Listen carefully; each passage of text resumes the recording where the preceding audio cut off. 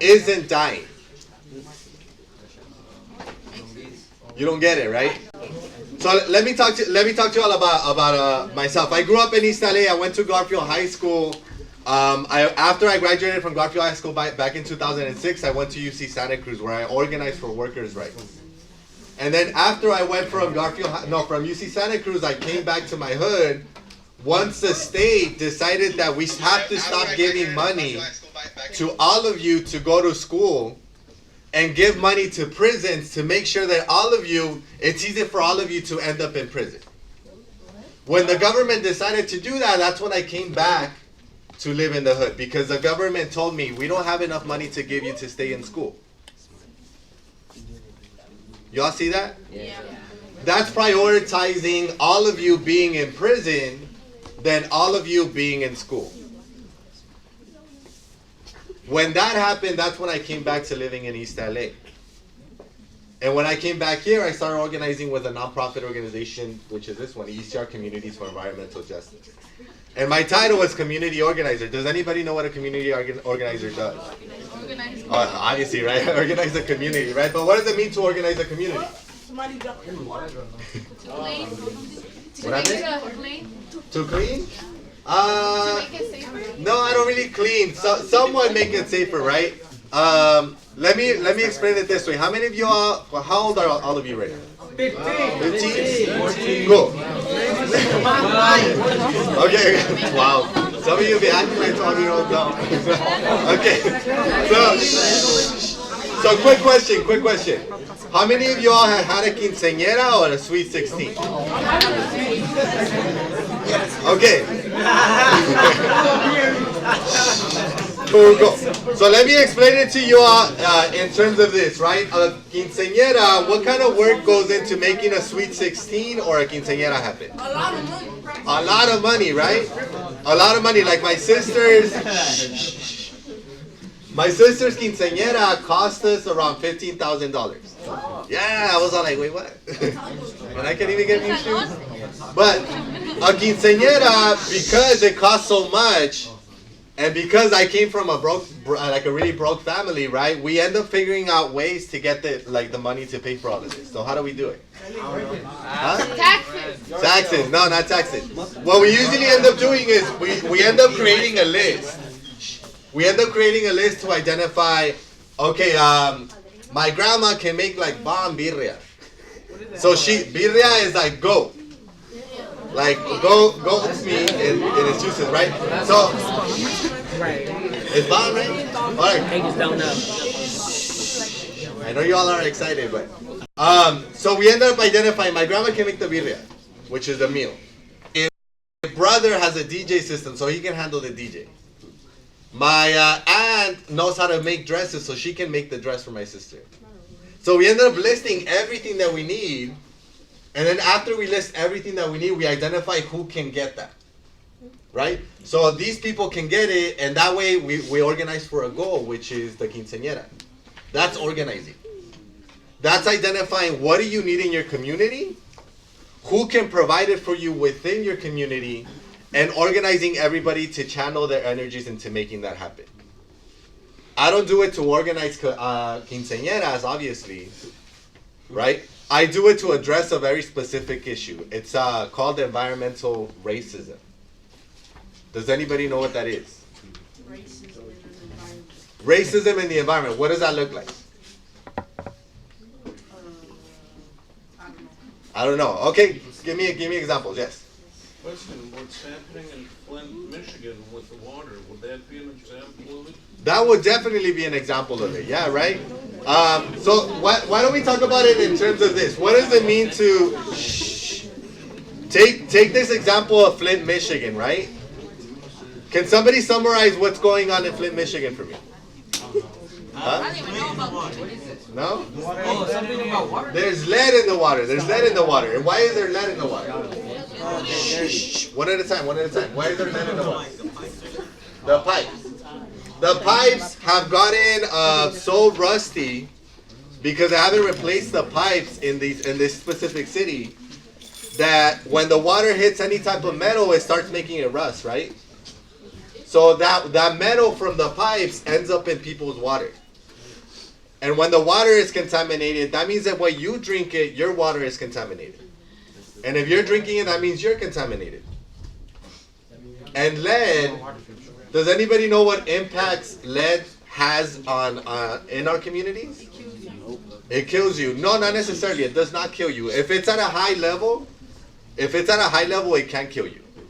But what lead does is that once you're exposed to it when you're a little kid, is that it impacts your development. It doesn't let you learn as quickly as you should. So if you're impacted since you were a little kid from the age of 5 years old, that means it's going to limit the way that you speak. So that when you come to school, they're going to put you into classes where they're going to teach you remedial classes, right? So those are classes that'll teach you extra because they assume that you're behind. So because you were exposed to that when you were 5 years old, that means that your entire college life has been impacted by what happened to you like when you were 5 years old. That's to anybody. For men specifically, if you're exposed to this lead, it's been shown that once you grow up, it makes you more aggressive. So that means that when you're walking in your hood and something happens, right? Violence can explode in your community, and police officers will come in and put you in prison. There's been links to exposure to lead to high levels of men of color in prison. Y'all get that? Yeah. So when we're talking about the people that live in highly contaminated areas, we're talking about all of us here. I'm coming from East LA where we're dealing with a company that contaminated with lead that was in charge of recycling batteries. Recycling sounds cool, right? Like recycling is good. But where do you think they send the bottles when they're ready to be recycled? Where do you think they send them to? The factories that are in your hood. What? Right? The batteries across the state, they'll open them up and melt the lead, and they'll melt it in my backyard. So every time that they open up this lead and melt the lead came out of the chimneys from this company called Exide, and then landed in my grandmother's footsteps. To the point that to this point, every single Wednesday, I would go and eat lunch with my grandma at Denny's. But now she doesn't want to eat in public because the lead has affected her so much that her hands shake every time she tries to feed herself. Right? So I'm not talking about environmental as in, oh, let's go save some whales. Right? Like, I'm not talking about environmental as like, oh, let's go like protect the beaches, right? Because for me is, why am I going to take you out to go clean up some beaches? When have you ever seen the people that live at the beaches come and clean up your hood? For me, my priority is to make sure that our neighborhoods, our families are surviving. So a lot of people call this community organizing. I call it survival work. Because my question is, what am I doing to make sure that my nephew survives a longer life than I will, a longer life than my grandmother will? Right? Because did y'all know that the companies around that, all of these freeways, like when they build a freeway, they have to calculate how many people will be impacted by this freeway. That means that they'll know how many people will die in consequence to the contamination, and they say, for every person that dies, we'll plant 5 trees. You're worth 5 trees to a lot of these companies. And they won't even plant it here. They'll plant it in Mexico. And they'll say, oh, that's equitable, right? That's like, we're making sure that all of the negative things and negative impacts are going to be addressed, but not here. They'll plant it somewhere else. Because to them, the air can be sold in boxes.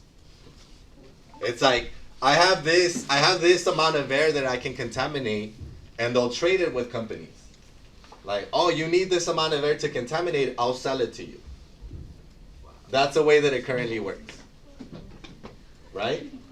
So if you're living in a community that is surrounded by factories, and there's factories in the outskirts that are selling air to other factories, what do you think is going to happen to the factories here? They're going to be like, oh, let me buy some of that clean air and pull it over here so I can contaminate it. So that's how we get concentrations of people of color surrounding industries, right? Y'all get that? So I have a question for y'all. So how do you think people of color ended up surrounded by these industries? Huh? No money. Yeah, well, what does not having money have to do with it, though? Yeah. I'm like, well, you told me. Why would you compete with you? Yeah. Like, what does not having any money have to do with being surrounded by companies? Yeah. That you can buy a house like in Palos Verdes. What? Why can't you buy a house in Palos Verdes? You don't have enough money. Because you don't have enough money. Why wouldn't you have enough money to live in Palos Verdes? I don't know. Let me give you an example. Like when I grew up in East LA, I grew up in the projects. It's called the Maravilla Project. The reason that we ended up in the Maravilla projects, was because my mom was undocumented. And at the time, like it is that right now, right? If you're undocumented, you have to find a job that pays you like really low. Because you don't have the protections from the government, right? So because I only had one mom, and my dad at the time, when he crossed over from Mexico, Torreon, Coahuila, Mexico to here, he got so depressed that he got into drugs. So then I ended up having to just depend on my mother, and my dad was gone. So because my family had to come from Mexico, and that experience, we ended up in a very specific part of LA, which is East LA, which is very low income, right? It's really cheap to live in East LA. But also looking back, something that I learned recently when I sat down with my grandma to talk is the reason that we came over was because a company from the US was allowed to come into Mexico and push my grandmother out of her house. They kicked her out of her house. So we ended up here in East LA because of an agreement between the US and Mexico. So back home, like my grandmother was dealing with the company that kicked her out of her house. And she ended up here. And now she's here and she's dealing with the company that's contaminating her. Right? So when I'm talking about environmental racism is one, I'm talking about the fact that all of us, people of color, are living next to industrial contaminating sites. These are places where your water, your air, and your soil are contaminated. That means that you're contaminated. That's one. Two, I'm talking about it in terms of this is something historical, right? This isn't something that just happened like from one day to another. This has been happening since the beginning of the U.S. Right? So where have you ever seen people of color live next to an industry in the history of the U.S.? Next to a company. What is the first company of the U.S.? Huh? What is the company that gave the U.S. its power? It's money. Think it back in history. Yeah, 2 minutes. Think it back in history. Back in history, what is the first company in the U.S. that gave it its money? Huh? Which one? Cotton industry. Very good. The cotton industry. Who worked in the cotton industry? The slaves. The beginning of the U.S. This is important. Since the beginning of the U.S., the people of color have been working in the industry to benefit other folks that don't live here. Just like I live in East LA and my family works in East LA in the companies, but the owners live in Malibu. Right? So what I do as a community organizer is I pull from different areas. I say, these are the issues. There's people dying in our communities. So what can doctors show us to prove that this contamination is making our people die? So we reach out to doctors at USC. I have to identify, we need some money to do some soil testing, so we reach out to scientists at UCLA. And they come in and provide soil testing for us, right? So it depends on what you want to do. If you're looking to get involved with health, if you're looking to get involved with science, there is a place for you to make sure that your community is staying alive and we're battling these industries that are basically making money off of the fact that we die every day, right? So my role is to organize all of that and pull it together. That's what I do, right? Cool. So I brought a bunch of stuff for y'all, but I know it's like very limited. But So we're gonna open it up to questions. So if anyone has a question, now's your chance. He has stuff, so if that helps.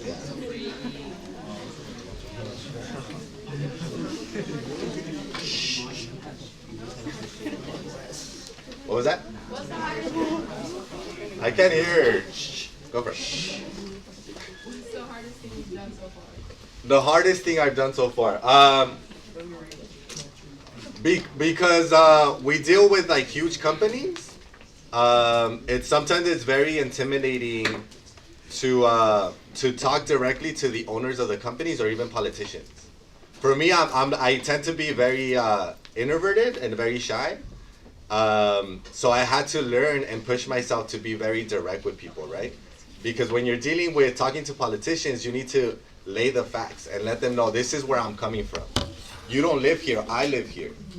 So I know what the issues are and I know what the solutions are, right? So that's been one of the hardest parts that I've had to learn, coming from a family where you've been taught not to speak up, right? Especially in a system that teaches you not to speak up and be silent. Teaching yourself how to be vocal about issues is very important. And for me, it was like one of the most difficult things that I had to learn. Oh, let me give you a light. So we organize bike rides. I'm gonna throw it to you. Yeah, sorry. Thanks. We organize bike rides to address the fact that we don't have a lot of green space in our communities and a way to get around, right? So we organize bike rides in order to address that issue. What's up? What are some companies you deal with? Damn, there's a lot. One of them, Exide, which is the company that I just told you all about, which is the one that contaminated with lead. There's also the rail yard companies. The rail yard companies connect all across the U.S., right? So that's one of the biggest and oldest industries that we're dealing with. And also in these freeways that you see around here, when you see the trucks coming in and out, that's because they're coming from the ports. Everything that we buy in the U.S. comes from the ports.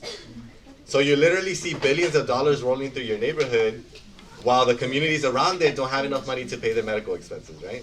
Pay for their food. So all of that system together is called the goods movement. So there's a lot of different companies that are connected to that movement, and that relate to everything that you buy from Nike, from everything that you want to buy, right? And then the rail yards. But I would say those two are the biggest ones, those three. Exide, the rail yards, and the ports. Any questions? How old am I? I'm 28. I told you. I said 28. Ben, I said 28. Huh? You don't Ask me a get harder question though. You don't get a How life old for are you? asking that. Okay. Huh? When did I know that I wanted to work in this?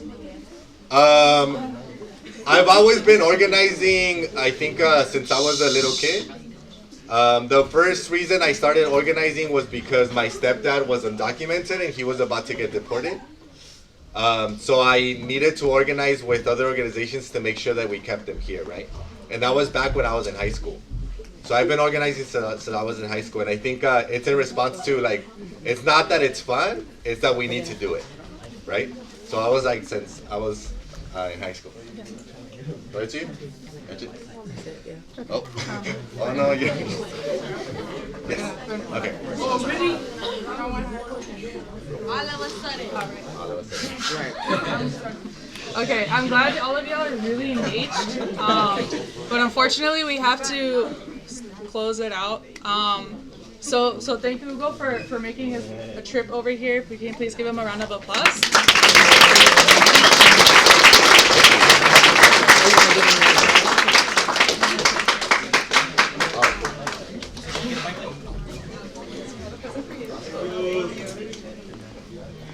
Thanks a lot. Thank